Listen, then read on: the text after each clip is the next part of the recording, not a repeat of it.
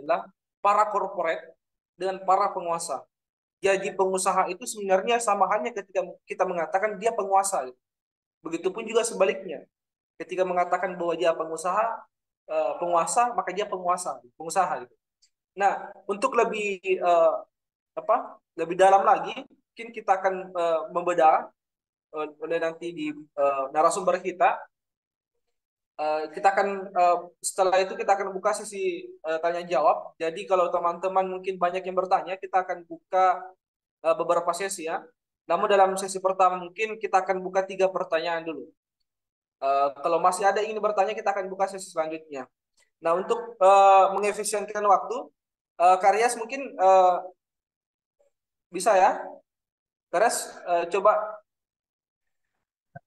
Tes, gimana? Suara saya clear? Iya, iya Kak, iya.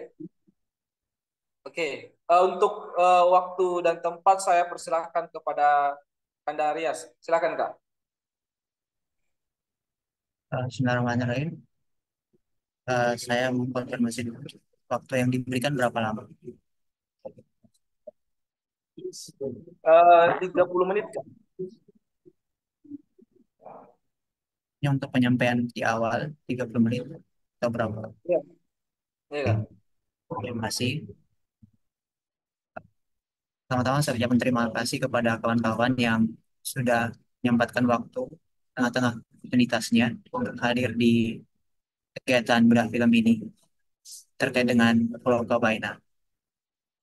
Mungkin yang ingin saya disclaimer lebih awal perihal saya di sini hanya untuk memantik kawan-kawan membahas terkait dengan film dokumenter yang telah kita tonton sama-sama. Nah, mungkin pertanyaan-pertanyaan terkait dengan film tersebut kita sama-sama punya kegelisahan yang sama. Tapi apa yang akan saya sampaikan nantinya bukan berarti sebuah kebenaran. Silakan kawan-kawan bantah, walaupun mau disanggah ataupun seperti apa, silakan kita diskusikan sama-sama. Nah, ketika melihat film tersebut, mungkin konteks-konteks yang sama pun terjadi di daerah-daerah yang lain, tapi lebih khusus di Kabupaten Bombana khususnya. Saya ingin menyampaikan lebih awal perihal terkait seperti ini. Awalnya, kegiatan ini diinisiasi untuk melaksanakan bedah film dengan uh, undang narasumber terkait dengan narasumber calon bupati dan wakil bupati di Kabupaten Bombana khususnya. Mungkin teman-teman yang join di Zoom malam hari ini ada dari beberapa organisasi yang khususnya berbasis kedaerahan di Kabupaten Bombana. Nah, tujuan awalnya adalah bagaimana tanggapan mereka terkait dengan film dokumenter tersebut, serta bagaimana visi yang mereka bangun ke depannya melihat kondisi-kondisi yang seperti itu. Nah, khususnya di Kabaina perihal tambang. Nah, tapi kan karena sesuatu dan lain hal yang membuat hal tersebut belum tersampaikan, sehingga ini menjadi alternatif kegiatan yang teman-teman di Makassar laksanakan. Nah, saya masuk ke poin terkait dengan tambang di Kabaina. Nah, pertanyaan mendasar adalah sejauh mana tambang memberikan kesejahteraan terhadap masyarakat. Banyak daerah yang juga melakukan eksplorasi, eksploitasi atau disebutnya sebagai pertambangan, tambang, entahkah itu nikel, batu bara, dan yang lainnya. Tapi pertanyaan mendasarnya adalah sejauh mana masyarakat yang berada di daerah itu menerima atau mendapatkan kesejahteraan akibat aktivitas pertambangan tersebut. Hal yang real disampaikan oleh uh, narasumber dalam film tersebut. Bagaimana kita bisa, bagaimana kita bisa mau, bagaimana kita bisa berobat, sedangkan uang pun sulit. Orang yang betul-betul tinggal di Kabena pun mengatakan hal yang serupa, mengatakan hal yang seperti itu. Bagaimana kita mau berobat, sedangkan uang pun tidak punya. Padahal mereka adalah penduduk asli Kabena yang kemudian tidak mendapatkan kesejahteraan. Nah, marilah kita sama-sama refleksikan apakah betul-betul pertambangan memberikan kesejahteraan terhadap masyarakat. Ya, saya tidak bisa menafikan bahwa pertambangan memberikan kesejahteraan bagi segelintir orang. Saya tidak menafikan itu, tapi orang-orang yang kemudian mendapatkan kesejahteraan adalah segelintir orang yang bercokong di bawah ketiak kekuasaan ataupun orang-orang yang berada di lingkaran elit kekuasaan. Nah, tapi konteksnya, apakah orang-orang yang terdampak juga juga menerima efek dari hal tersebut? Kita sama-sama mungkin pernah mengenyam pendidikan di tataran mahasiswa. Orang-orang mungkin akan menganggap bahwa setelah kuliah kita akan mau kemana? Paling tidak kita akan ke perusahaan dan yang lainnya. Tapi pertanyaannya, bagaimana kita memberikan pemahaman, bagaimana pengetahuan yang kita dapatkan terkait dengan apa dampak yang dihasilkan oleh pertambangan?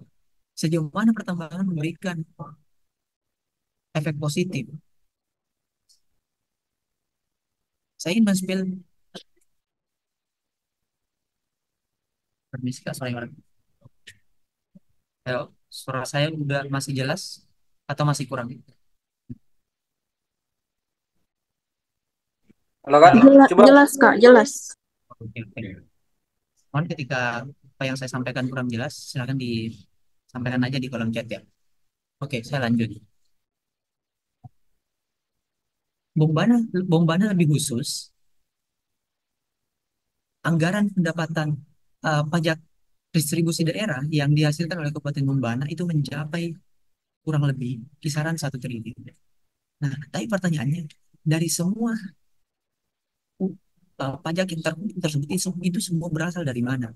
Nah, retribusi yang paling besar yang dihasilkan dari beberapa daerah di Kabupaten Bombana, yang paling besar adalah Pulau Kebaena. Tapi konteksnya, di beberapa tahun terakhir, masih ada daerah-daerah di Kabupaten khususnya yang belum mendapatkan pasokan listrik. Mungkin sedikit menyinggung perihal, saya akan sedikit menyinggung perihal, ah, di sentil-sentil lah, yang kandidat 01, apa namanya, Buryani. Nah, mereka kemarin mengadakan program pengadaan listrik di Pulau Kabena. Nah, saya ingin memperjelas perihal perihal tersebut. Apakah betul-betul hal yang ia lakukan betul-betul untuk kesejahteraan ataukah agenda politik ke depannya? Nah, awalnya mungkin kita menganggap itulah sebagai bentuk kepedulian mereka, tapi toh konteks hari ini mereka mencalonkan. Nah, jadi segala hal yang mereka lakukan, segala hal yang pejabat dan orang-orang yang bercokol dengan kekuasaan ketika melakukan sesuatu, itu semua tidak serta-merta untuk kesejahteraan. Karena pada dasarnya, di mana daerah pertambangan itu ada, tidak akan ada kesejahteraan di sekitarnya. Karena apa? Ketika kesejahteraan itu ada di lingkungan masyarakat yang di daerah pertambangan, pertambangan, pertambangan yang terjadi di daerah tersebut akan betul-betul terekspos dan eksploitasi tidak akan bisa dilaksanakan. Karena untuk menilai kesejahteraan atau kemajuan sebuah daerah itu dinilai dari infrastrukturnya. Tetapi KBNA sendiri itu mendapatkan atau bisa dikatakan infrastrukturnya itu masih di bawah rata-rata. Jalan masih kurang baik, pengadaan listrik. Konteks-konteks tersebut yang bisa kita sama-sama diskusikan. Apakah betul-betul konteks pertambangan di daerah Bombana lebih khususnya ataupun elemen-elemen yang lain itu memberikan kesejahteraan.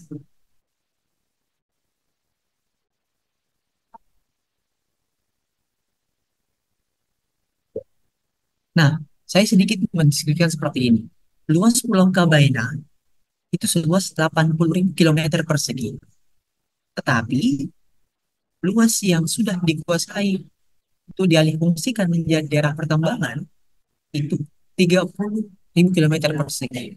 Artinya, sepertiga dari luas Pulau Kabaina itu sudah dialih fungsikan menjadi daerah untuk dieksploitasi. Belum lagi pemisahan terkait dengan daerah hutan lindung. Jadi, masyarakat bisa hidup dengan luas Pulau Kabena yang 80.000 kilometer persegi itu sekian persen. Nah, saya bahkan membayangkan 20 tahun mendatang Pulau Kabena akan tenggelam. Nah, bagaimana nasib bagaimana nasib masyarakat yang tinggal di sana? Pada dasarnya, di mana ada eksploitasi, tidak akan ada orang yang sejahtera yang berada di daerah tersebut. Karena pertanggungjawaban sosial, walaupun dikatakan ketika ada aktivitas pertambangan, ada retribusi pajak yang masuk ke daerah itu besar, pertanyaannya, kerugian buat triliun yang dihitung-hitung berdasarkan film dokumenter yang disampaikan tadi, apakah bisa menggantikan kerusakan lingkungan yang terjadi? Apakah satu nyawa bisa diganti dengan budget sekian ratus juta dan yang lainnya?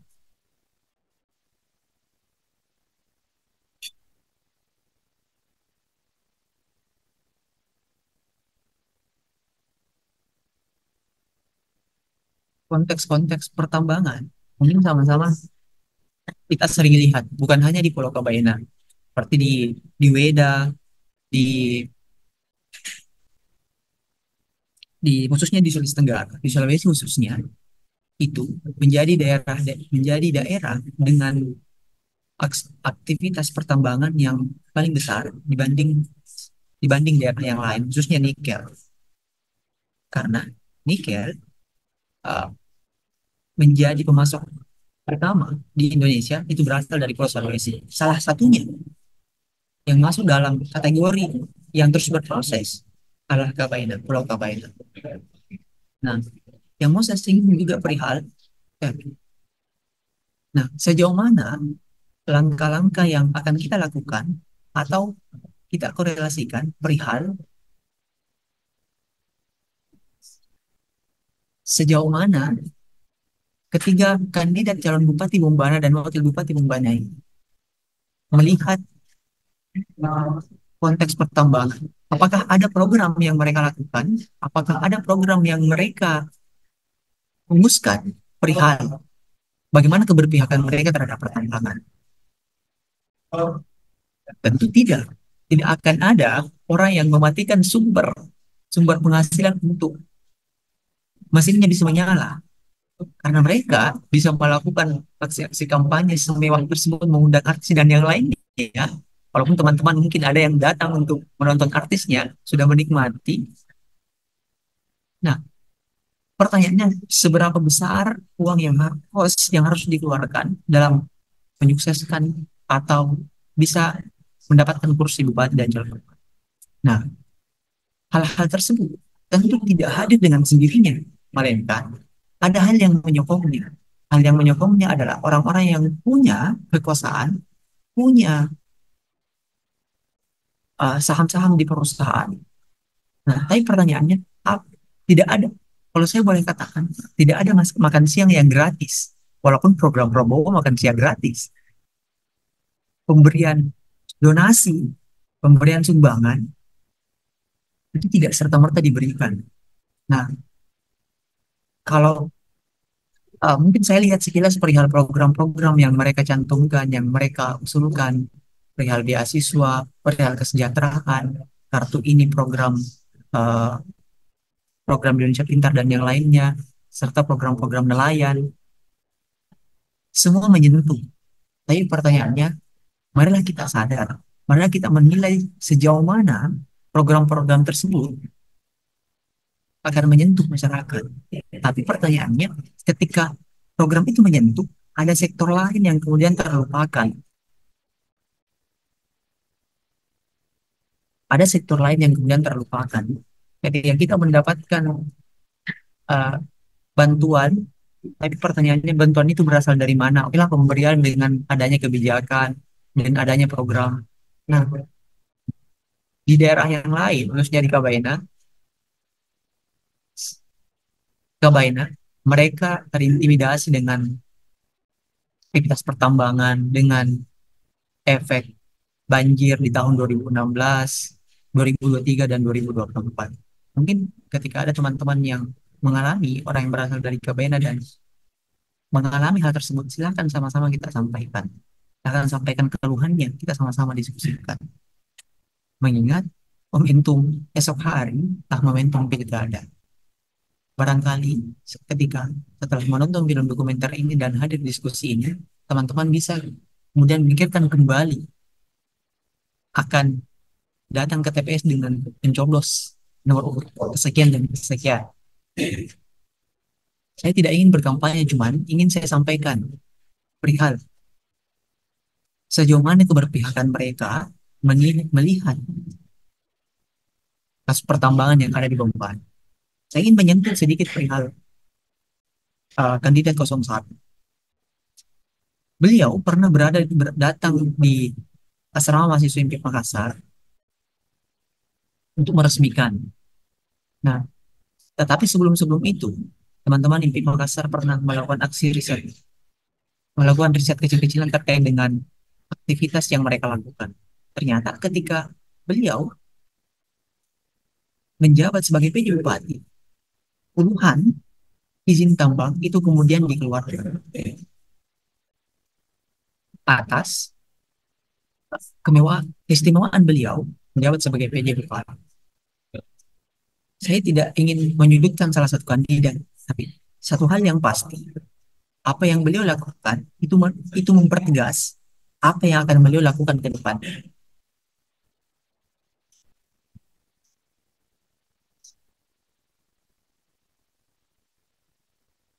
Karena prinsip daripada kekuasaan tidak akan pernah puas dengan sedikit jatah. Mungkin setelah hal tersebut, setelah memimpin pilkada, kuenya akan dibagi sesuai porsi. Mungkin ada yang nggak mendapatkan jatah, nggak kebagian kue ulang tahun. Mungkin kita bisa sama-sama lihat nantinya bagaimana apa yang akan terjadi setelah momentum pilkada dengan konteks Kabainan. Apakah akan ada izin usaha pertambangan ataupun IO di Kabainan yang akan terbit? Karena konteks hari ini yang disampaikan oleh Satya Bumi, 15 perusahaan yang memiliki izin tambang di Kabainan. Itu yang resmi, belum lagi yang tidak resmi, belum lagi yang nebeng-nebeng.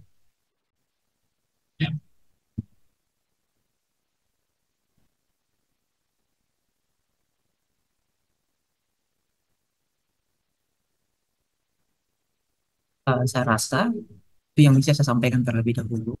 Mungkin setelah itu kita bisa sharing sama-sama terkait bagaimana tanggapan teman-teman terkait dengan malapetaka tambang di KPK. Kalau membahas terkait malapetaka, tentu banyak sekali malapetaka yang dihadirkan. Saya rasa cukup. Kalian ke moderator. Oke, baik, terima kasih. Saya perhatikan di beberapa teman-teman ini sudah apa ya? Ada yang keluar masuk ya. Ada sampai sekarang sudah yang bertahan 37 orang. Ini menarik teman-teman, ini menarik kenapa? Karena kita ternyata ada relasi kuasa yang kemudian bermain dalam kalangan-kalangan korporasi ya, perusahaan-perusahaan yang kemudian daerah yang kemudian tidak layak tambang, tapi ditambang juga akibat beberapa dampak ekologis yang ditimbulkan itu sangat besar, bahkan sampai berbicara soal persoalan fisik dan mematikan mental, dan beberapa fenomena juga yang kemudian membuat kita berpikir bahwa ternyata di dalam ranah kekuasaan itu siapa yang memiliki kemudian power yang besar dalam hal ini adalah the power of money, dia kemudian akan mudah untuk mengakses kekuasaan ataupun menerbitkan IUP misalnya atau izin usaha pertambangan. Ya, untuk menghilangkan rasa penasaran kita, teman-teman sekalian, saya buka mungkin sesi pertama saya buka dalam 3 pertanyaan terlebih dahulu. Silakan yang teman-teman yang mau bertanya silakan raise hand ya. Oke, silakan raise hand yang teman-teman yang mau bertanya. Sesi pertama ini ada 3 pertanyaan. Silakan teman-teman raise hand ya. Oke. Silakan yang mau bertanya silakan raise hand teman-teman. Sudah ada ya?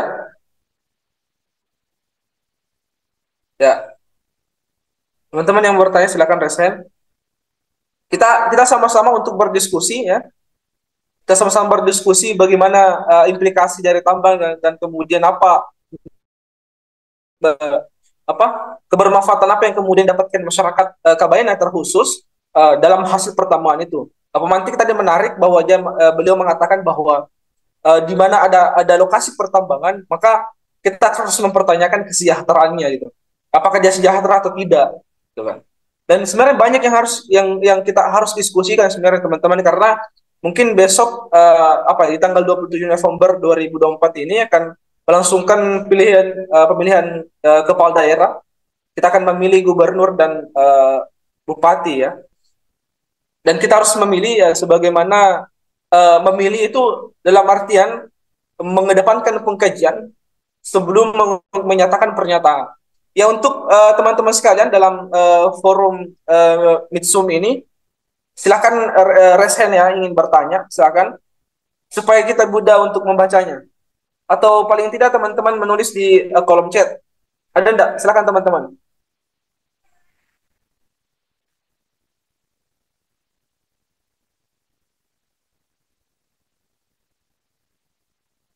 Ya, sebelum ada teman-teman yang resen, saya ucapkan selamat bergabung teman-teman dari IKA Permap ya, IKA Permap Jogja, Saudara Fendi, teman-teman dari HMK juga ada beberapa, saya lihat ada beberapa teman-teman dari HMK.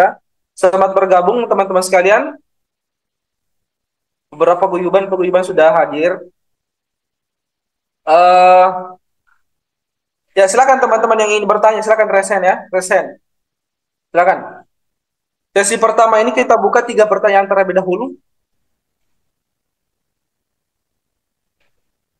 Kepada yang ingin bertanya, silakan kawan-kawan. Saya. Oke oke, resennya manual ya. Oke oke silakan. Oh calon bupati, masya Allah luar biasa. Silakan saudara Halim, Ketua Umum MIPI Makassar, silakan. Bismillahirrahmanirrahim. Assalamualaikum warahmatullahi wabarakatuh. Waalaikumsalam. Alhamdulillah, wassalatu wassalamu ala asyrafil anbiya'i wal mursalin Sayyidina Muhammadin wa ala alihi washabihi ajma'in amma. Alhamdulillah, terima kasih atas kesempatan yang diberikan. Sebelumnya terima kasih kepada teman-teman yang telah menyempatkan untuk bergabung dalam diskusi kita pada malam hari ini terkait dengan bagaimana kita bisa mendiskusikan film Hierarki Tambang Nikel di Pulau Kabena yang dirilis oleh tim news Narasi News. Sebelum saya bertanya, sedikit pandangan dari saya bahwa perlu kita ketahui bersama bahwa apa sih dalang latar belakang kenapa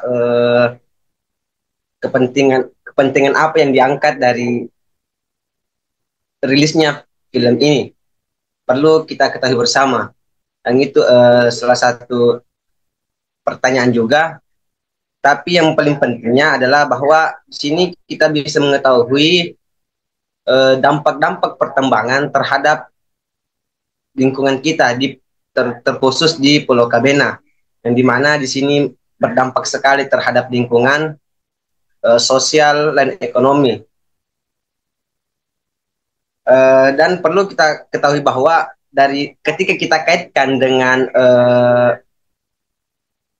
pilkada nanti, terkhusus di gubernur, di sini saya melihat bahwa di sini ada kepentingan dari salah satu paslon, bahwa di sini kan diangkat cuma beberapa paslon yang diangkat, dan ada paslon yang saya lihat tidak diangkat namanya, dan saya rasa ketika dilihat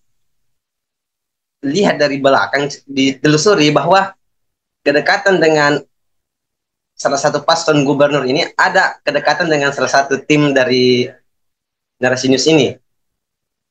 Akan tetapi ketika itu terkhusus di gubernur, akan tetapi di bupati saya belum mendapatkan paslon siapa yang di situ. Tapi yang pentingnya bahwa bagaimana di sini kita dilirik oleh media besar bahwa dampak tambang yang ada di Pulau Kabena ini, Kabupaten Bombana, sangat besar terhadap masyarakat. Akan tetapi dampak negatif yang paling banyak. Yang pertama lingkungan, yang dimana masyarakat di sana dari aspek kesehatannya mereka banyak yang terkena dengan penyakit kulit dan lain sebagainya. Sosial, ekonomi, yang mana ekonomi ini ekonomi dari masyarakat kecil yang dulunya petani, yang dulunya nelayan, mata pencaharian mereka dimatikan. Dan tidak ada tanggung jawab dari pihak tambang ini untuk memberikan solusi apa yang harus mereka lakukan. Dan ketika ingin masuk bekerja di tambang, ada ada banyak persyaratan yang harus dilakukan untuk masuk di situ. Dan pertanyaannya, langkah apa kita sebagai seorang pemuda Bombana yang insya Allah akan menjadi calon bupati, mungkin sini tanggapannya mungkin ada saran yang ingin diberikan oleh seorang pemantik Aryas, langkah apa yang harus kita lakukan agar tambang ini tidak memberikan dampak negatif sangat banyak terhadap masyarakat. Mungkin itu dulu, sekian dari saya. Oke, baik. Jadi pengantar yang sangat luar biasa ya dari Saudara Halim tadi. Oke, baik teman-teman sekalian. Eh, yang mau bertanya silakan resen. Bisa 2 pertanyaan dalam sesi pertama ini.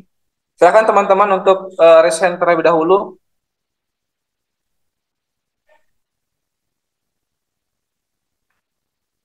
Sebelum kita teman-teman resen, mungkin ada link absen ya. Silakan diisi teman-teman. Silakan diisi.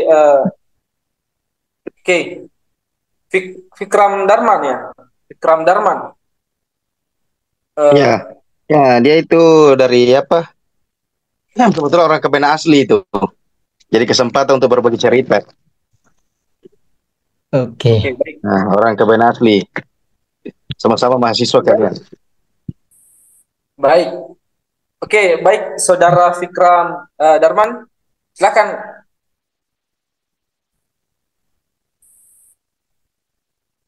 Oke, baik. Terima kasih Pak Moderator atas waktunya. Sebelumnya saya perkenalkan diri, saya Fikram Darman. Kebetulan seperti dari Bang Ardi tadi bisa bilang bahwa saya ini dari Pulau Kaben asli. Mungkin sebelumnya saya mau perkenalkan diri juga, saya dari Ikatan Keluarga Pelajar Mahasiswa Bombana Yogyakarta. Mungkin sebelum saya mau bertanya, perlu kita ketahui teman-teman bahwasanya Pulau Kaben ini memiliki luas eh sabar teman-teman.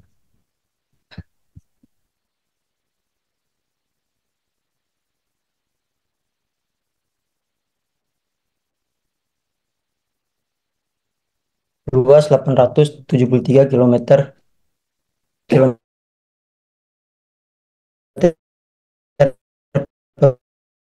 kubik. Cek Nah, jaringannya mungkin kalau bermasalah. kita merajuk pada Coba. kurang jelas ya, Mas? Oke, udah jelas. Silakan lanjut. Oke, dimana kalau kita merajuk pada Undang-Undang Nomor 1 Tahun 2014 yang melarang adanya tambang di pulau kecil yang di bawah luas 2000 kilometer per kubik. Nah, mungkin saya mau tanya aja output dari diskusi ini. Hasil dari diskusi ini kita mau apakan ketika kelar dari diskusi ini? Apakah kita akan eh, melihat dari kebijakan-kebijakan dari calon-calon bupati di Kabupaten Bombana yang banyak, dan mungkin juga ada beberapa yang menyinggung terkait hilirisasi dan sebagainya. Dan itu mungkin dari saya pertanyaannya, akan dibawa kemana dari hasil diskusi ini, ya? Tindak lanjut dari diskusi ini. Terima kasih. Oke, baik. Terima kasih Saudara Fikram. Jadi sisa 1 pertanyaan lagi teman-teman dalam sesi pertama ini. Silakan teman-teman yang ingin bertanya, silakan raise hand. Eh, Juga kami sampaikan bahwa teman-teman panitia juga mengirimkan absen online ya. Silakan teman-teman mengisi.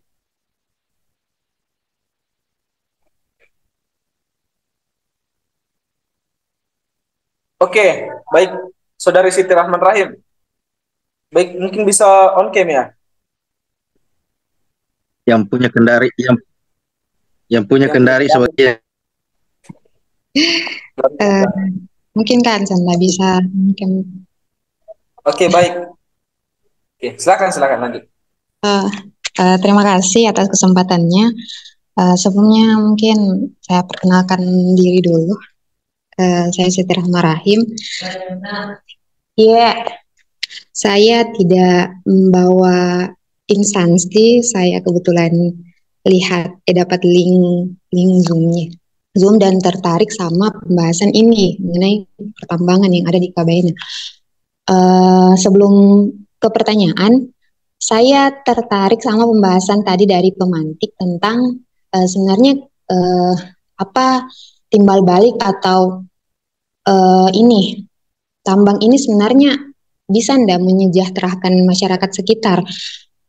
Terus tadi yang kakak pemantik bilang dilihat dari segi sosial, ekonomi dan ekologi. Menurut saya Kak, tapi menurut saya sebagus apapun maksudnya timbal balik dari tambang, tapi maksudnya sepanjang pengamatan saya, kalau sudah berhubungan dengan tambang tidak ada yang bagus begitu Kak. Karena dia sudah merusak lingkungan dan yang dimana lingkungan itu adalah tempatnya memang masyarakat sekitar untuk mengambil maksudnya tempat pekerjaannya begitu, sudah sumber pencariannya mereka. Jadi menurut saya sebagus apapun sebagus apapun timbal balik dari mereka, jika kalau sudah ekologisnya yang rusak, otomatis tidak bagus lah, tidak sebanding begitu. Itu yang dibilang mau dibayar bagaimanapun kalau sudah lingkungan yang rusak tidak bisa. Itu kenapa tadi sempat disinggung tentang tentang Pak Nur Alam, yang dimana itu merupakan kerugian paling besar nih. Karena kenapa bisa kerugian paling besar yang tercatat dalam sejarah korupsinya Indonesia? Karena dia berhubungan dengan lingkungan. Kenapa bisa tinggi? Karena berhubungan dengan lingkungan. Itu terpampang jelas seberapa mahalnya itu lingkungan kan, nggak bisa dibayar dengan apapun. Dan pertanyaan saya mungkin hampir sama persis dengan pertanyaan Kak Fikram, cuma saya mungkin lebih bertanya, kita kan ini sebagai pelajar, sebagai akademisi, mahasiswa ya, tugas tak apa sebenarnya kalau untuk maksudnya tugas apa dalam menanggapi permasalahan-permasalahan tambang ini, karena kita lihat-lihat juga kebanyakan juga mahasiswa itu kalau lulus juga ada juga beberapa yang larinya itu ke tambang. Jadi kalau misalnya kita mau pokoknya begitulah Kak. Saya mau tanya saja itu bagaimana tanggapan mungkin yang kakak-kakak yang dari hukum mungkin lebih paham. Mungkin itu saja pertanyaanku. Terima kasih atas kesempatannya. Oke, baik. Terima kasih Saudari Siti Rahma Rahim ya. Jadi dalam sesi pertama ini sudah ada 3 pertanyaan. Saya persilakan mungkin kepada narasumber kita. Sebelum saya persilakan, mungkin saya akan membacakan rangkuman pertanyaannya ya. Pertanyaan pertama tadi, atau mungkin narasumber langsung saya jawab atau bagaimana? Boleh atur jauh gimana baiknya. Oke, baik. Ya, silakan. Silakan langsung saya jawab, Pak. Ya, silakan.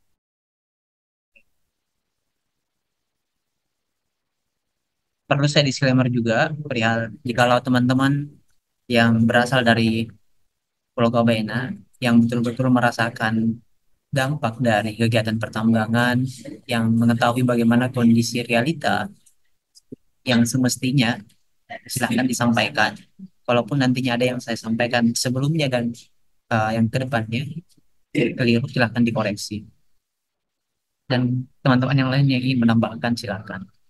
Karena sejatinya apa yang saya sampaikan dengan disiplin ilmu yang saya sampaikan. Perihal pertanyaan pertama, Saudara Halim, langkah apa yang akan kita lakukan ketika melihat kondisi pertambangan yang ada? Ketiga pertanyaan ini tentu memiliki keterkaitan yang erat, karena pertanyaan dari Saudara Vikram Darman mengatakan arah akan dibawa kemana output kegiatan ini.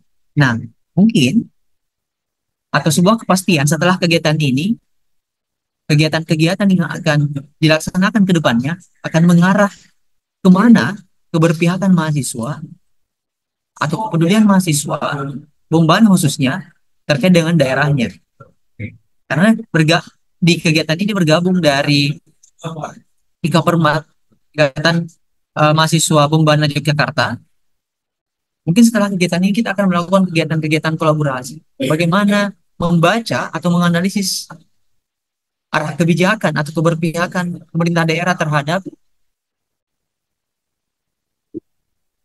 kondisi lingkungan khususnya. Nah, kalau kalau kita mau bahas perihal dari pertanyaan Ketua Umum Halim, langkah apa yang mesti kita lakukan? Pertanyaan ini adalah pertanyaan bagaimana membuat pertambangan bisa berhenti. Pertanyaan mustahil. Saya tidak naif.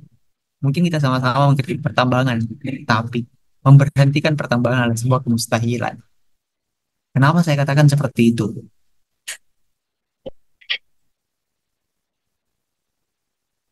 Sebuah daerah yang ketika memiliki sumber daya yang melimpah, itu menjadi sebuah objek para korporat. Nah, salah satu contoh hutan lindung, semua bahkan dari peraturan-peraturan yang diterbitkan yang ada itu bisa dilabrak dengan semestinya dengan semudah itu, dengan peraturan-peraturan aturan bagi pulau kecil untuk dieksplorasi itu sangat mudah dilabrak. Karena kalau mau kalau kita mau melihat timpang tindih kebijakan itu sangat jelas. Nah, bukan hanya timpang tindih kebijakan, tapi kepentingan di balik itu semua.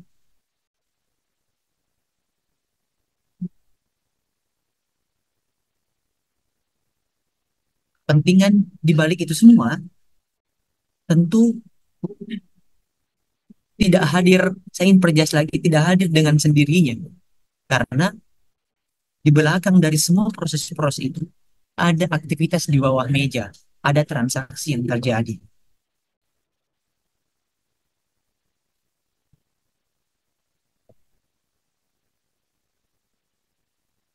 Nah, saya mengkorelasikan dengan pertanyaan dari Saudari Siti Rahmat perihal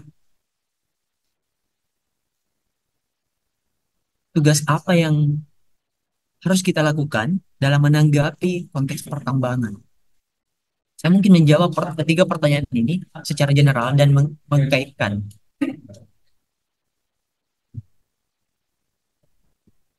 Karena dipertegas oleh Siti Rahma mengatakan setelah bahkan mahasiswa yang mengkritik pertambangan, yang tidak senang dengan pertambangan, ketika selesai di perkuliahan juga akan mengarah ke pertambangan, akan menyebar surat lamarannya di perusahaan-perusahaan pertambangan. Karena sejatinya hanya kita setelah menjadi mahasiswa, kita akan diberi pilihan akan menjadi buruh di pemerintahan dalam artian menjadi PNS, P3K dan yang lainnya, apapun istilahnya, atau menjadi buruh di perusahaan swasta, ataukah tidak sama sekali. Hanya akan ada beberapa kondisi tersebut. Tetapi ketika pertanyaan, tetapi ketika kita dihadapkan pada konteks itu, kita mestinya seperti apa? Apakah kita memilih untuk tidak bekerja? Tidak. Ketika pilihan terakhir adalah bekerja di sebuah perusahaan pertambangan ataupun yang lainnya, tentu itu bukan sebuah pilihan yang tepat juga. Tapi paling tidak meminimalisir meminimalisir dampak yang akan timbul ketika teman-teman nantinya ataupun saya lebih khususnya akan terlibat ataupun akan bekerja di sebuah perusahaan dengan bersentuhan dengan konflik dengan masyarakat, dampak yang akan ditimbulkan. Tentu yang akan saya lakukan akan melihat sejauh mana analisisnya, akan mencoba untuk menilai analis yang akan mencoba untuk menilai apa yang akan ditimbulkan nantinya. Tapi pertanyaannya, kalau saya nggak punya power ataupun punya power hanya secuil, saya nggak bisa melakukan apa-apa. Tetapi di lingkungan kita, ketika konteks-konteks seperti ini yang terjadi, adalah menjadi penguat bagi lingkungan kita, khususnya misalnya di Pulau Kabayan ataupun di daerah-daerah yang lain. Ketika aktivitas-aktivitas pertambangan yang menyorot hutan lindung yang berdampak negatif terhadap lingkungan masyarakat dengan, for example, contoh banjir. Nah, itu adalah bukti penting atau bukti real efek yang ditimbulkan dari pertambangan. Nah, hal-hal yang seperti itu yang menjadi tanggung jawab kita bersama untuk melihat dalam konteks-konteks yang lain. Mungkin dalam konteks Kabaina, memberhentikan pertambangan yang sudah berjalan itu agak sulit. Bukan agak sulit, sangat sulit menurut saya. Paling tidak dipertegas oleh uh, orang di dalam dokumenter tersebut, paling tidak menerbitkan IUP ke depannya. Karena pembacaan saya, atau mungkin saya boleh tanya kepada teman-teman, seberapa banyak gunung yang sudah habis dilibas oleh aktivitas pertambangan di Pulau Kabayan? Dalam sebulan, berapa gunung yang habis? Dalam konteks satu tongkang saja, itu 2 gunung atau mungkin 3 gunung yang habis.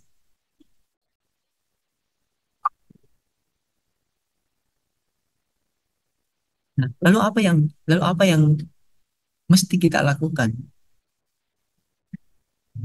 Nah, harapan dari kegiatan seperti ini menghadirkan kegiatan-kegiatan kolaboratif bersama dengan organ-organ mahasiswa yang lainnya, membahas terkait dengan isu-isu kesejahteraan di Bombana, mendiskusikan terkait dengan bagaimana arah kebijakan Bombana dengan pemimpin baru nantinya. Nah, dengan pertanyaan yang disampaikan oleh Vikram Darmawan perihal bagaimana arah kebijakan ke depan, bagaimana arah kebijakan bupati terpilih ke depannya. Nah, ketika kegiatan ini selesai, mungkin teman-teman dari IKA Permap Yogyakarta bisa berkomunikasi intens ke depannya dengan IMPI Makassar, mengadakan kegiatan-kegiatan yang mendiskusikan terkait bagaimana ke depannya langkah yang harus kita lakukan sebagai mahasiswa ataupun orang Bombana untuk melihat bagaimana kondisi daerah kita hari ini. Karena kalau kita melihat atau kita bisa belajar dari masyarakat adat, khususnya masyarakat adat, kalau kita analisis dan lihat secara detail dalam prosesnya, mereka punya tradisi yang erat. Mereka punya mensakralkan segala sesuatu. For example, mensakralkan sesuatu. Contoh, di Sulawesi Selatan, ada yang disebut kajang. Seseorang sebelum masuk di daerah kajang, mesti melepas alas kaki, mesti menggunakan pakaian berwarna hitam, dan mem- tidak kencing sembarangan dan aktivitas-aktivitas yang lain yang mereka lakukan. Nah, apa yang mau saya sampaikan dari konteks tersebut? Kita bisa belajar, kita bisa banyak belajar dari apa yang dilakukan oleh masyarakat adat. Masyarakat adat punya pandangan yang lebih visioner menurut saya. Karena bentuk penghargaan mereka terhadap lingkungan, terhadap alam, itu betul-betul memperlihatkan keberpihakan mereka. Bahkan ketika ingin menebang sebuah pohon, mereka mesti melakukan tradisi karena ia menganggap ketika menebang pohon sama dengan menebang kehidupan. Mungkin konteks ini ketika kita sampaikan di tempat-tempat yang lain, kita akan dianggap gila. Tapi konteks-konteks seperti itu adalah bentuk kemudian yang jelas terhadap lingkungan atau ekologis. Nah, tapi ketika konteks itu kita gunakan dalam konteks berhadapan dengan konteks pertambangan, apa yang mau kita lakukan? Tentu ketika kita menggunakan konteks itu di daerah kita yang daerah yang tidak punya konteks adat yang seperti itu, sungguh sulit. Tapi dari konteks tersebut kita bisa belajar bagaimana mereka menghargai lingkungan. Sejengkal kaki pun mereka sangat hargai.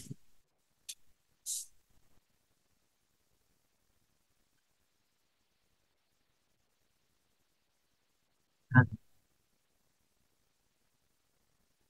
khususnya di Pulau Kebayan, kalau konteks-konteks seperti ini, marilah kita sama-sama pikirkan apa hal yang bisa kita lakukan.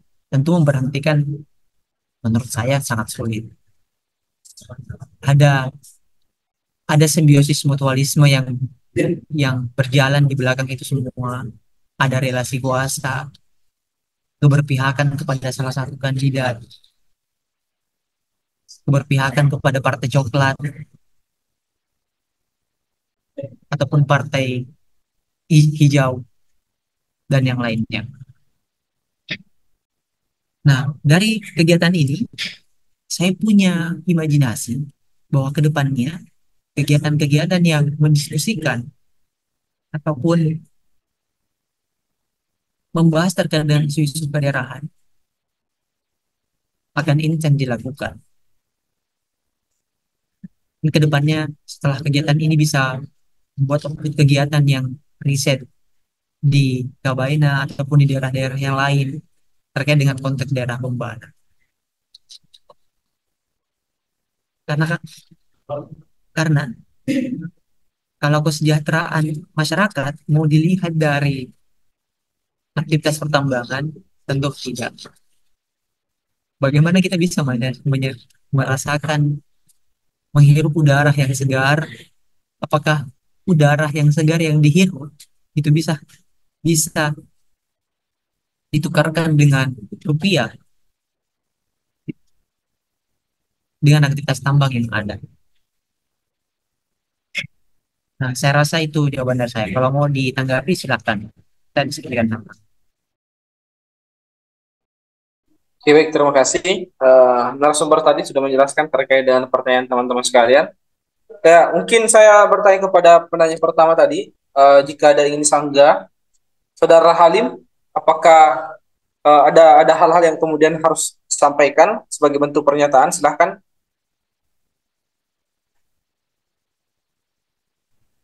Terima kasih pertanyaan jawaban yang diberikan oleh narasumber sudah cukup memuaskan, tetapi tanggapan sedikit saya seperti dikatakan tadi sama narasumber bahwa untuk menghentikan perusahaan tambang yang ada di Bombana itu ya bisa dikatakan mustahil, betul. Dan kan ketika ada IUP yang keluar otomatis kan ada perizinan yang diberikan kepada mereka dengan jangka tahun yang telah ditentukan. Otomatis pertambangan ini akan terus berjalan. Selanjutnya kan pertambangan ini akan berjalan, tapi bagi langkah apa yang kita lakukan agar bisa meminimalisir dampak negatif pertambangan ini yang mereka pertambangan yang hal apa yang harus kita lakukan agar pertambangan ini dampak negatif dari pertambangan ini agar meminimalisir dampak negatifnya. Karena ketika kita mungkin ada AMDAL yang harus dia taati dan sebagainya, kan tetapi ketika kita berbicara dengan money, semua hal itu akan tidak ada apa-apanya. Mungkin itu sedikit tanggapan dari saya bahwa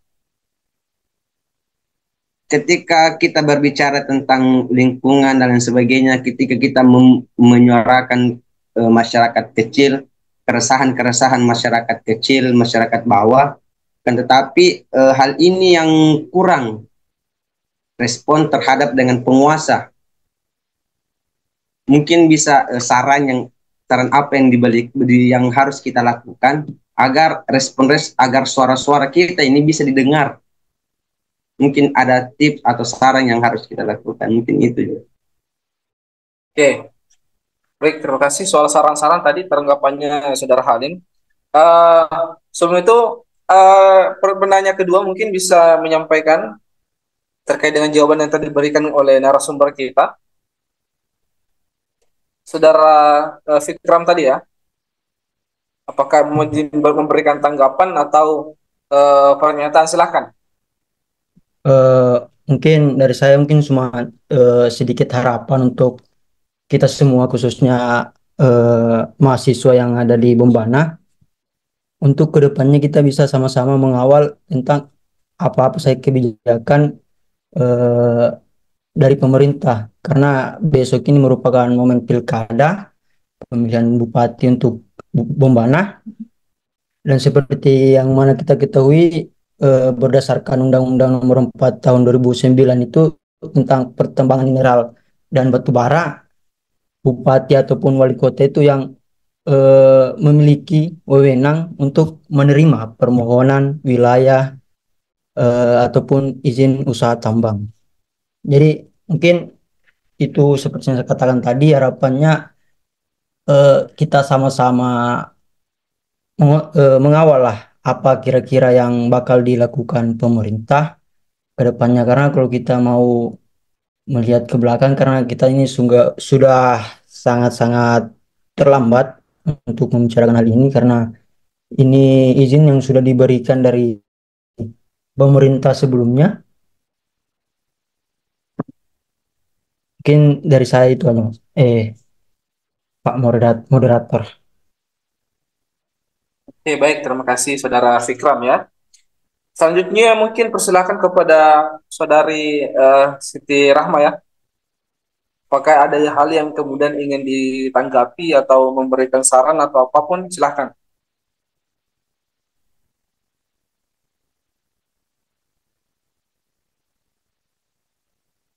Siti Rahma udah keluar kayaknya, ini jelek jaringannya. Halo, Ada pesannya di chat. ada ya? Baik. Terima kasih. Ya, mungkin pada kesempatan kali ini mungkin kita batasi pada 2 sesi ya, teman-teman. Jadi selanjutnya pada sesi kedua ini saya mungkin buka pertanyaan sebanyak 3 juga sebagai bentuk untuk mengakhiri diskusi kita.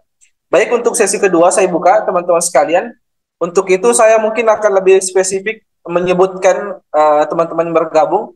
Mungkin teman-teman dari HMK ada? Teman-teman dari HMK mungkin ada? Teman-teman HMK yang tergabung dalam Meet Zoom ini? Ada ya?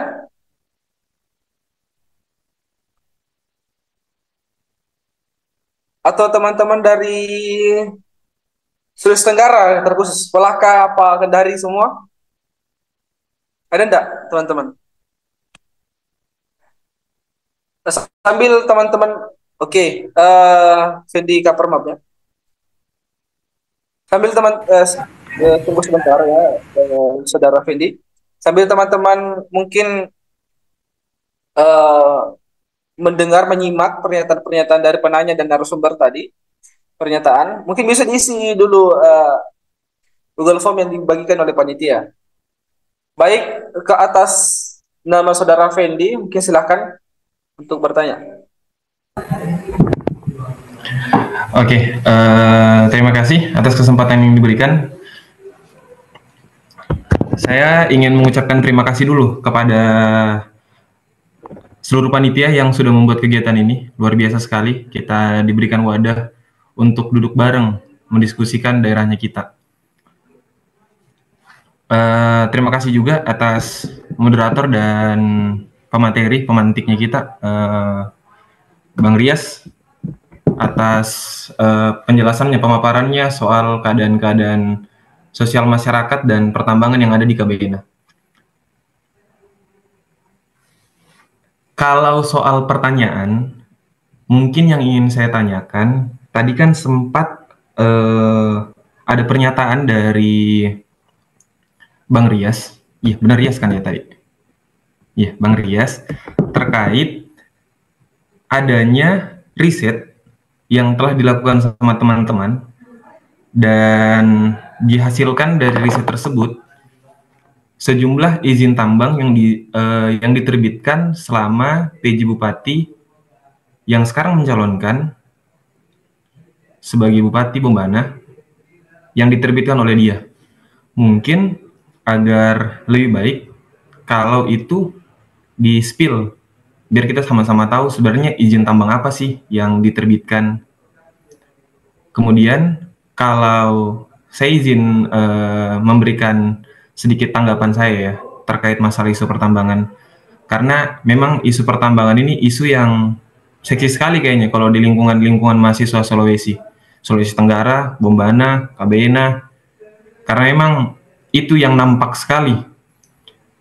Sedangkan kalau saya sempat melihat bahwa sesuai background saya juga, yaitu ekonomi pertanian, saya melihatnya ini pertambangan ini itu lekat sekali isunya dengan soal perekonomian.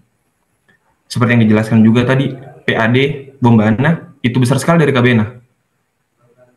Dan ketika kita bilang PAD atau perekonomian, masyarakat juga, ketika kita bilang sosial masyarakat di KBNA, tidak sedikit yang berprofesi dan menggantungkan sumber pendapatannya dari pertambangan.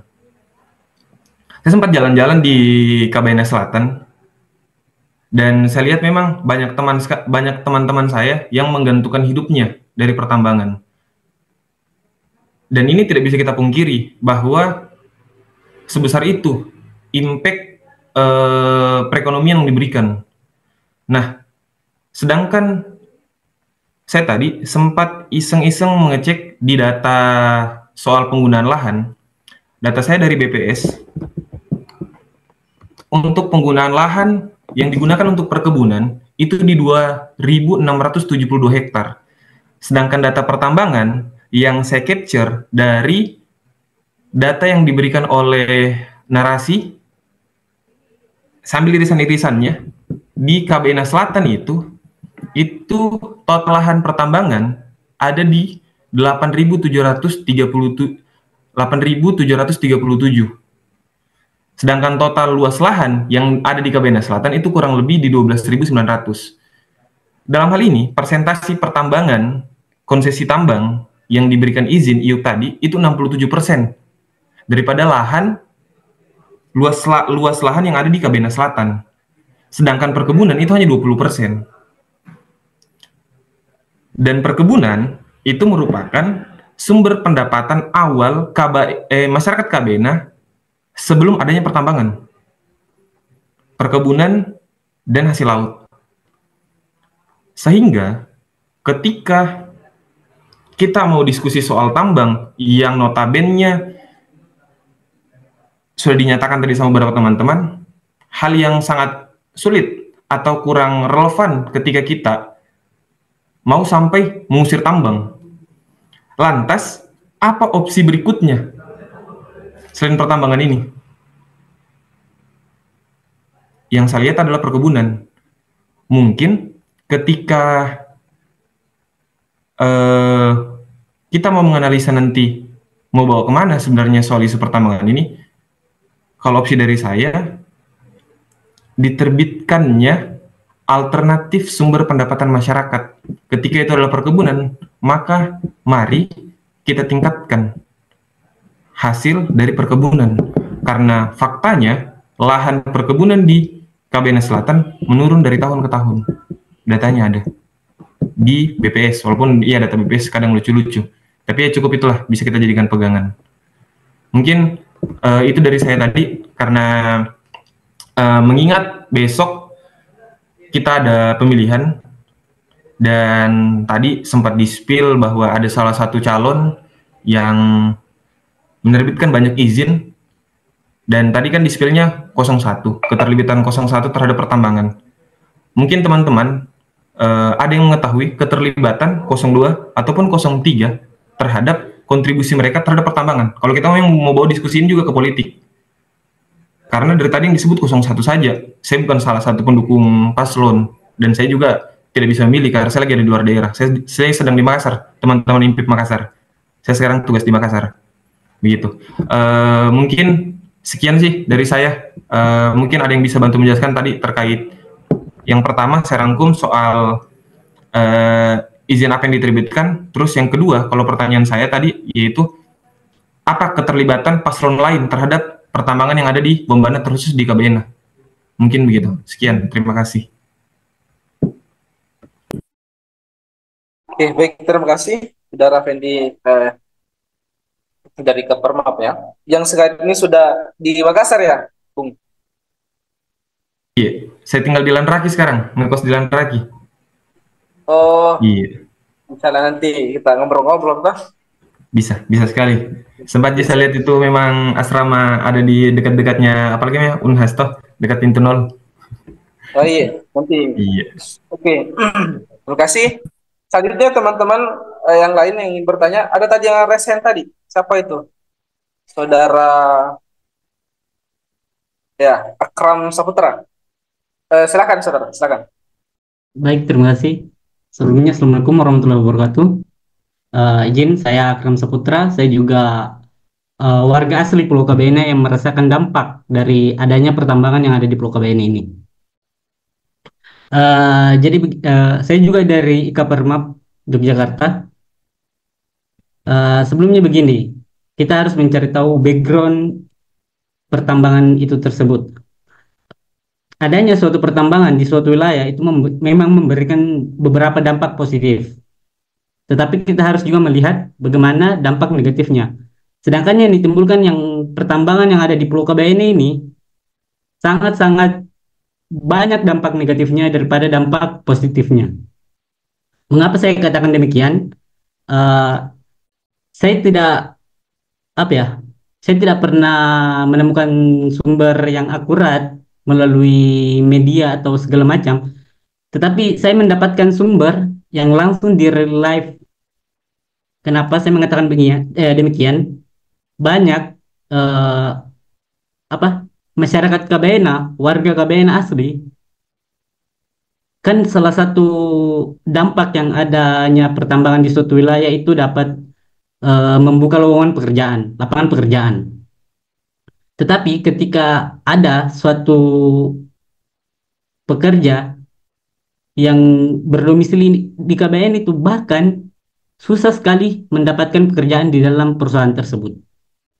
Dan yang kedua, eh, kalau kita meninjau dari Undang-Undang Nomor 3 Tahun 2020 atas perubahan Undang-Undang Nomor 4 Tahun 2009 tentang Undang-Undang Minerba ini, di pasal 103 itu, kalau tidak salah, perusahaan pertambangan itu harus ada yang dinamakan smelter atau pabrik agar menghasilkan barang jadi, barang murni yang bisa dikeluarkan dari suatu daerah tersebut atau suatu negara tersebut.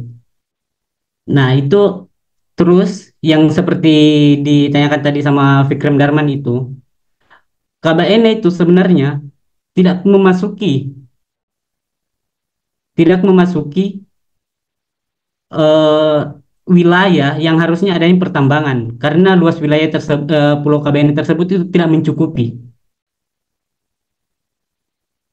Dan for your information, sebelum adanya pertambangan ini tahun berapa ya?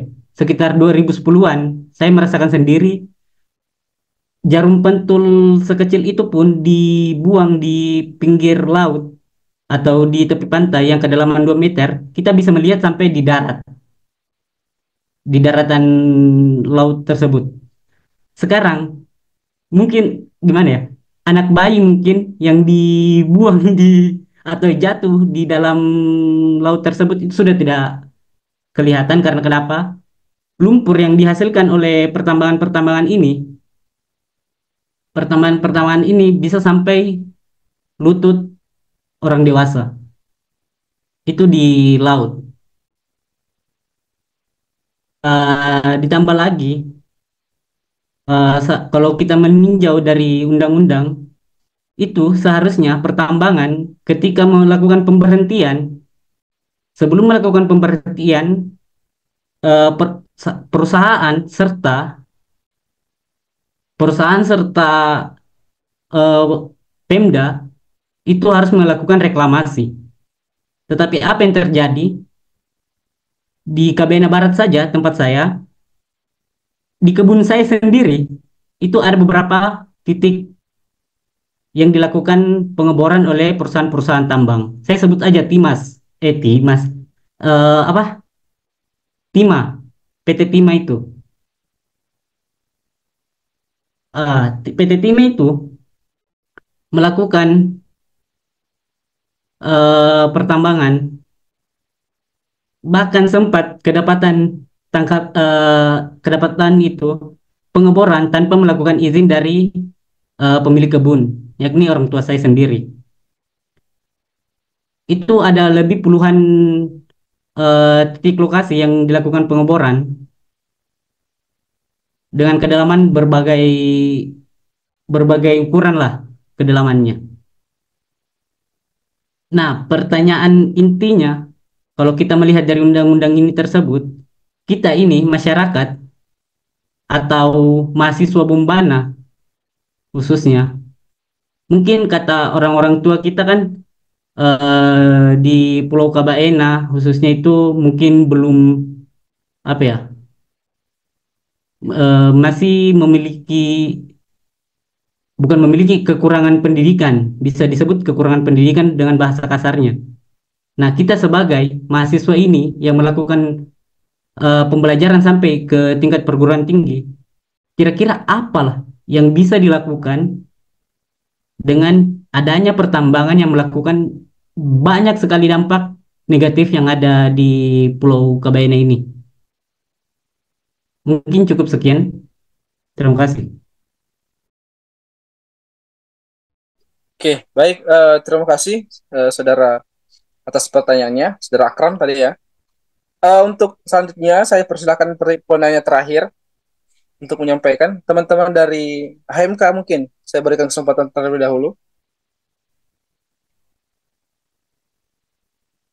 Teman-teman dari HMK, ada ya?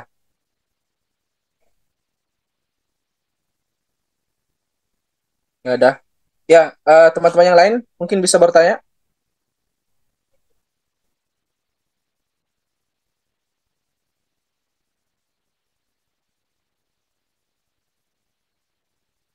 Atau sudah tidak ada lagi? Silakan teman-teman. Kita manfaatkan untuk sesi diskusi. Kita bertanya kepada narasumber, kita berdiskusi. Ya, silakan teman-teman yang lain. Ada? Sudah tidak ada ya? Ya, saya kira mungkin dua pertanyaan ini apa? 5 pertanyaan yang tadi ya. Dari sesi pertama sampai sesi kedua, saya anggap bahwa itu sudah mewakili dari keresahan-keresahan kita terkait dengan hadirnya tambang dan dampak positif, dan mungkin ya kita akan berbicara dampak negatif lebih banyak ya. Untuk itu mungkin saya persilakan kepada narasumber. Oke, ada yang mau bertanya, bukan tim sukses. Aduh, ya silakan saudara, bukan tim sukses.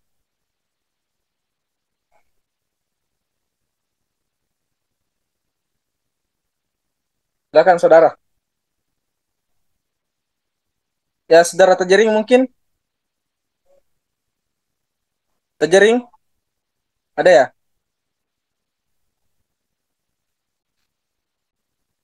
Oke, sudah tidak ada ya? Oke, ada lagi. Bukan tim sukses, silakan. Silakan bertanya. Halo, Assalamualaikum warahmatullahi wabarakatuh. Iya, waalaikumsalam warahmatullahi wabarakatuh, Deng. Siap, siap. Luar biasa. Bapak moderator sama narasumber kita pada malam hari ini. Pertama-tama saya mengucapkan terima kasih dan mengapresiasi yang setinggi-tingginya buat teman-teman IMPIP Makassar yang punya kepedulian dan jeli melihat ceruk pembahasan terkait persoalan malapetaka tambang di Kebaina, terlepas dari tayangan dari narasi TV ya, Najwa Shihab dan kawan-kawan. Tapi terlepas dari itu sebenarnya persoalan yang ditampilkan tidak semudah yang ada di video. Jadi seperti pemantik tadi coba gambarkan, bahwa ini bukan persoalan yang gampang. Persoalan ini bukan tidak semudah membelikan telapak tangan. Artinya keresahan teman-teman, keresahan masyarakat hari ini perlu kita respon, tetapi tidak semudah membelikan telapak tangan. Dalam hal ini, izin telah diterbitkan. Kemudian tentu ada hak-hak dan kewajiban yang melekat pada personal maupun badan usaha yang diberikan izin tersebut. Sehingga apa yang membuat hal ini agak sulit untuk dilakukan pemenahan, seperti pemantik katakan tadi bahwa ada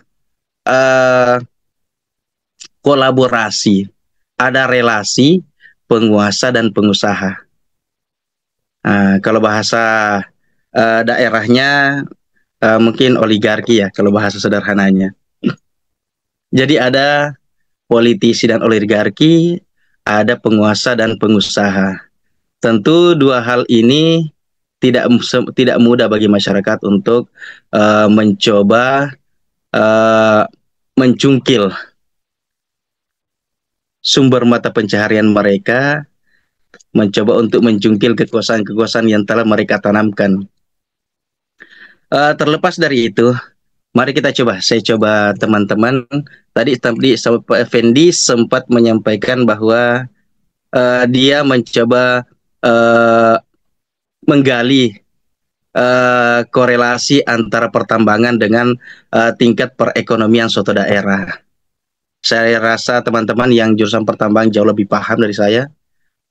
Basic saya kebetulan juga ekonomi, jadi mungkin dari sisi tersebut kita mencoba membedah pelan-pelan. Sebenarnya ini bisa dibuat berseri ya. Mungkin ke depannya teman-teman masukan buat teman-teman seberapa besar sih kontribusi pertambangan di Kebaina itu terhadap peningkatan perekonomian yang ada di Kabupaten Bombana, atau seberapa besar kontribusi pertambangan yang ada di Bombana terhadap APBD Kabupaten Bombana. Mungkin itu teman-teman yang perlu didiskusikan lebih lanjut. Karena apapun yang seperti sampaikan tadi Siti Rahma, bahwa apapun yang kita bahas, kalau dari sisi secara teknisnya dan non teknisnya, pertambangan ini ya tidak ada yang menguntungkan bagi masyarakat. Yang diuntungkan ya pengusaha dan penguasa. Penguasa, pertanyaannya kenapa hari ini penguasa dalam tanda kutip membiarkan daerahnya diperkosa oleh para pengusaha. Tidak terlepas dari teman-teman, saya yakin sudah paham lah, dalam kontestasi pemilihan kepala daerah hari ini itu membutuhkan uang yang sangat banyak. Dari mana seorang kandidat mendapatkan uang puluhan miliar? Bahkan sebelum pilkada di Bombana itu ada teman-teman politisi, teman-teman pemuda di Bombana mencoba diskusi. Berapa sih kira-kira estimasi yang dibutuhkan untuk menjadi seorang bupati, calon bupati di Bombana? Saya langsung katakan, kalau tidak punya uang 25 miliar, tidak usah. Kenapa? Bukan berarti saya mengajari teman-teman untuk politik, politik praktis, pragmatis, dan sebagainya. Tetapi itulah realita yang terjadi hari ini. Bukan hanya di Bombana, tetapi hampir di seluruh pelosok negeri ini. Demikian yang terjadi. Saya telah beberapa di daerah, saya komunikasi dengan teman-teman, seperti itu juga, tidak lepas juga, baik itu pileg, baik itu pemilihan pilkada, sama saja. Teman-teman sudah terkooptasi dan diajari oleh para politisi, para calon kepala daerah, bahwa momentum pilkada itu ada uangnya. Momentum pemilihan itu, pemilu itu ada uangnya. Itulah yang membuat kepala daerah di kemudian hari itu sebelum mencalonkan diri sebagai kandidat kepala daerah di suatu daerah, dua hal pertama yang mereka lakukan adalah, satu, mencari rekomendasi dari partai politik, yang kedua, mencari sponsor. Kenapa itu perlu? Partai politik ini merupakan perahu, ibaratnya kalau dianalogikan. Perahu ini tidak bisa bergerak kalau hanya sebatas kemampuan tenaga manusia semata, maka harus digerakkan dengan bahan bakar. Bahan bakarnya ini dari mana? Itulah dari sponsor-sponsor ini. Seperti tadi dikatakan, tidak ada makan siang gratis. Makanya program Prabowo itu kan diganti program makan bergizi, kan? Kan tidak ada makan siang gratis. Oke, saya coba dari sisi ekonominya. Kemudian latar belakang kenapa, itu dari sisi politis ya, sisi politik praktisnya. Tetapi kita melihat kembali dari sisi hal sosial kemasyarakatannya.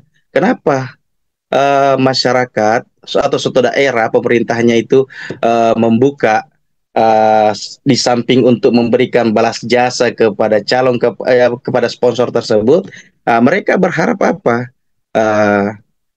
Para investor, para pengusaha itu membuka lapangan kerja, berharap meningkatkan pendapatan suatu daerah, berharap bahwa perusahaan tersebut bisa memberikan bantuan untuk membangun infrastruktur di daerahnya, kemudian mendorong diversifikasi ekonomi dalam artian ketika ada tambang maka ada bentuk untuk usaha lain atau sumber pendapatan yang lain di daerah yang pada akhirnya akan meningkatkan PAD, pendapatan asli daerah, yang akan mendongkrak APBD untuk melakukan pembangunan yang lebih besar.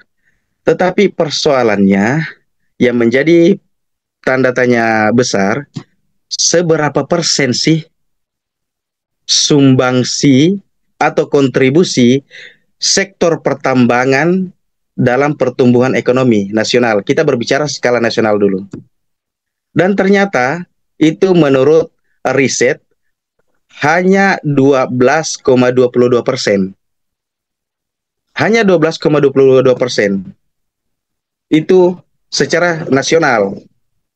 Kenapa di nasional itu tinggi? Karena secara pembagian daerah penghasil tambang tersebut itu hanya mendapatkan sekian persen yang sangat kecil, yang tidak berbanding lurus dengan kerusakan alam yang mereka timbulkan. Kemudian tadi harapan investor atau pengusaha perusahaan ini masuk, yang selalu digaungkan adalah perusahaan ini akan memberikan kesempatan bagi putra-putri daerah setempat untuk bekerja di perusahaan tersebut. Tetapi berdasarkan data Wali bahwa sektor pertambangan itu hanya menyerap secara general itu hanya 1% dari tenaga kerja yang ada di Indonesia. Belum kita berbicara tentang tingkat pengangguran, angka pengangguran terbuka, angka pengangguran terstruktur. Itu hanya sekitar 1%. Kenapa ini terjadi? Karena di samping perusahaan tersebut masuk untuk melakukan prosesi pertambangan, mereka juga ada deal-dealan juga dengan pemerintah bahwa saya masuk ke daerah Anda untuk membuka, mengeksplorasi tambang di sana, dengan catatan saya juga bawa anggotaku untuk ke sana. Kenapa hari ini banyak perusahaan-perusahaan dari China? Mungkin itu bisa jadi pertanyaan juga. Kenapa perusahaan-perusahaan dari Tiongkok banyak yang membuka investasi besar-besaran di Indonesia? Salah satunya ini kalau kita berbicara tentang geopolitik dunia, bahwa China itu salah satu negara dengan penduduk terbesar di dunia. Kurang lebih kalau tidak salah, itu 1,5 M, 1 miliar, 1,5 miliar. Itu 11-12 dengan India, 1,4 miliar. Ini mereka berkolaborasi dengan pemerintahnya bagaimana mengurangi angka pengangguran di negaranya. Itulah diberikan keleluasaan untuk membuka, pemerintahnya membukakan jalur, kemudian pengusaha-pengusahanya ini yang membukakan akses kepada para tenaga kerja yang di sana. Itulah kemudian teman-teman banyak yang di IWIP, di Weda, yang di IMIP, di Morowali, di Kabaina dan sebagainya, itu banyak dari luar. Justru teman-teman yang ada di pemuda asli daerah tersebut hanya beberapa persen yang terserap, itu pun hanya pekerja kasar. Yang top, yang middle dan top itu hanya segelintir, bahkan mayoritas itu orang dari luar. Jadi dari segi kerjasama antar negara saja kita itu sudah tidak menguntungkan. Dari segi regulasi juga tidak menguntungkan. Sekedar informasi buat teman-teman. Mungkin ada yang pernah mendengar bahwa transaksi jual beli pasal dalam regulasi, entah itu undang-undang, perda, dan sebagainya. Itu saya sedikit banyak saya punya pengalaman bahwa dalam proses pembuatan regulasi itu di situ kesempatan besar bagi perusahaan untuk masuk mensponsori pembuatan undang-undang tersebut, pembuatan perda tersebut. Mereka mensponsori siapa yang membuat perda, kepala daerah bersama dengan legislator, dengan para anggota dewan. Anggota dewan ini diajaklah ke jalan-jalan ke suatu daerah dengan alasan studi banding dan sebagainya. Pertemuannya hanya beberapa jam, perjalanannya kurang lebih 5 hari. Dan itu juga memboros anggaran juga. Ada yang dibiayai, ada yang dijamu sedemikian rupa. Nah, kalau sudah dijamu sedemikian rupa, tentunya mereka punya yang namanya utang budi. Tentunya adalah ketika kembali ke daerahnya untuk menyusun naskah akademik dari perda tersebut atau undang-undang tersebut, tentunya mereka sudah tidak akan objektif lagi, tapi subjektif sesuai dengan kepentingan dari oligarki tersebut. Nah, ini kita kan berbicara tentang Kabaina. Sebenarnya kalau kita mau kaji ini sebenarnya butuh waktu yang cukup panjang ya. Tetapi secara sederhananya bahwa tadi siapa tadi yang sempat menyampaikan, Arham atau Fendi atau siapa tadi ya, bahwa di Bombana itu kurang lebih berapa persen tadi? 63% ya.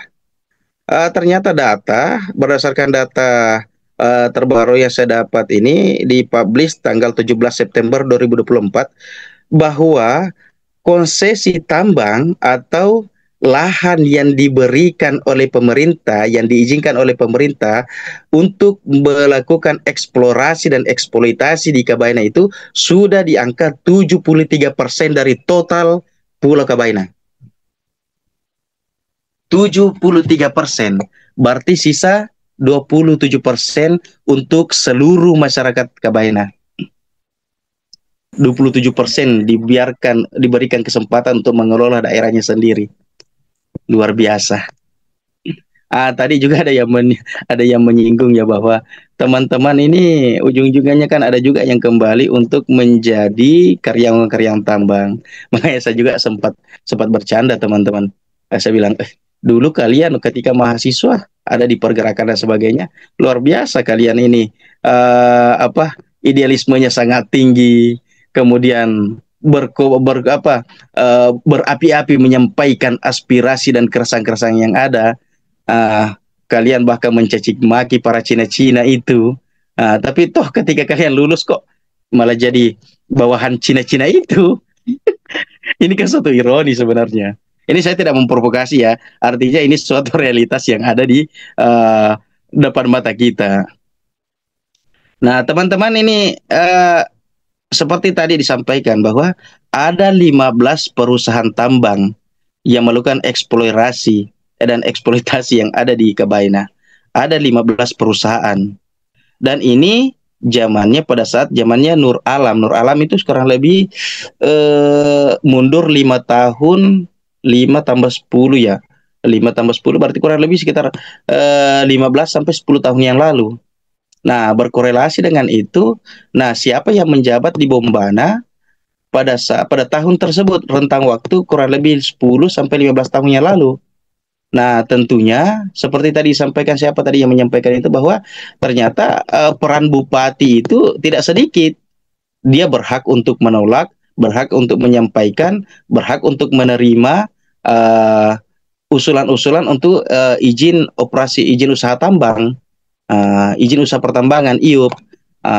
Jadi teman-teman, saya kira kalau kita berbicara ke belakang secara historis, bahwa mohon maaf, sorry to say, bahwa ya saya rasa hampir semua elit-elit yang di Bombana terlibat dalam hal ini.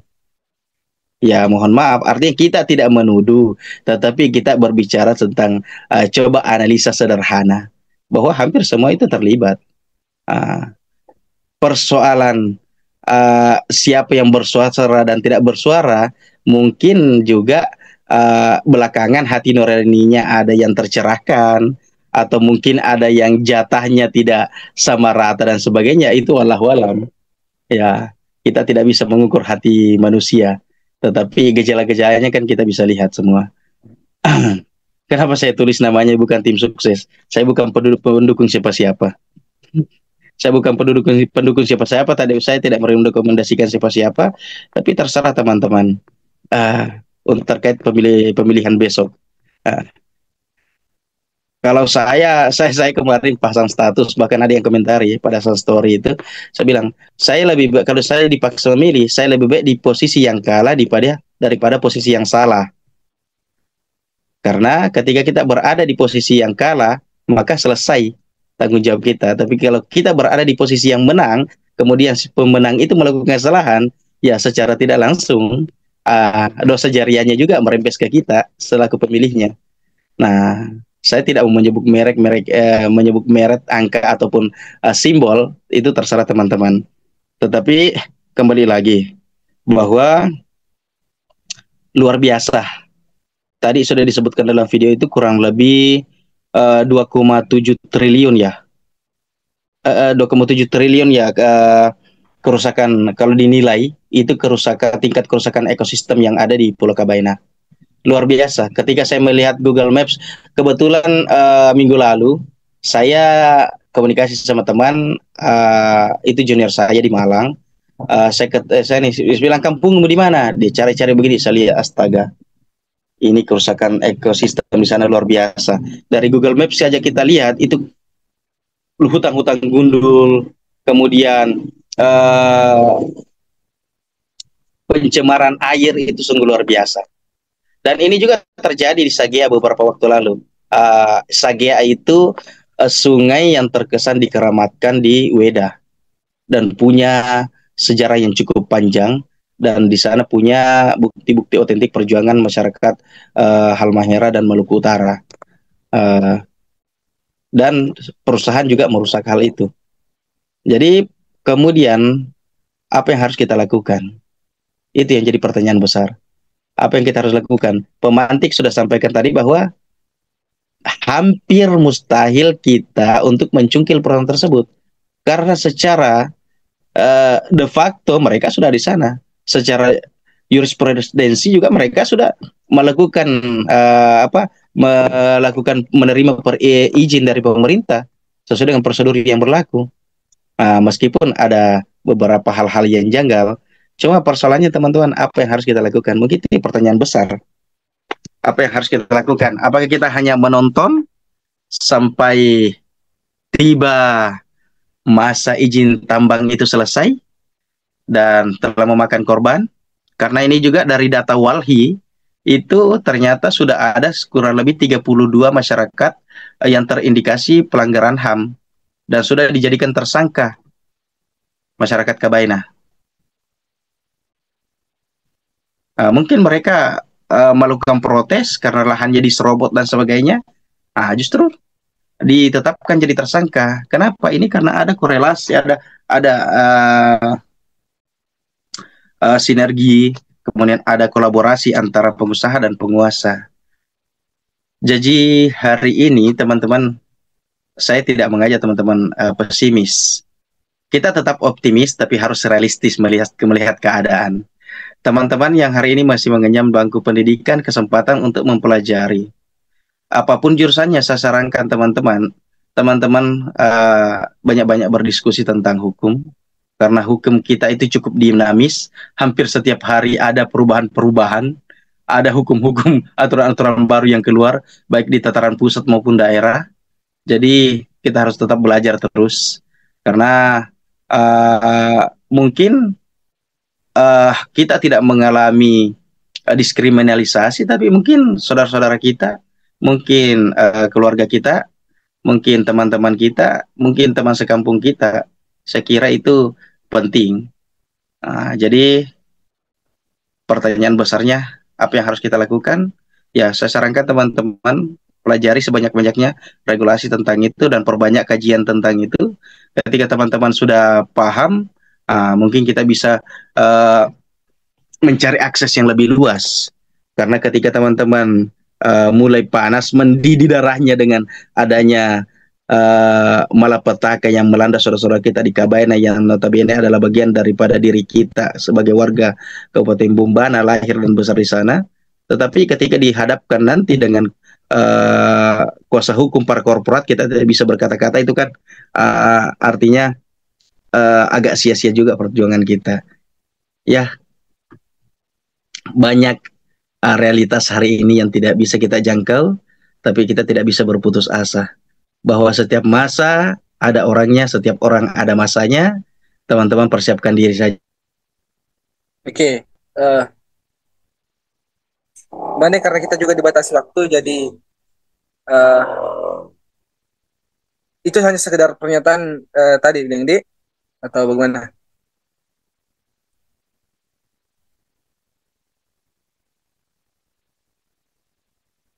Halo, cek.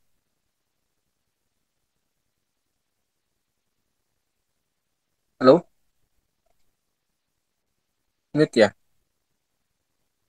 Oke, untuk itu mungkin langsung saja ya, narasumber. Iya, silakan moderator. Sorry, ini jaringan saya kurang stabil ini.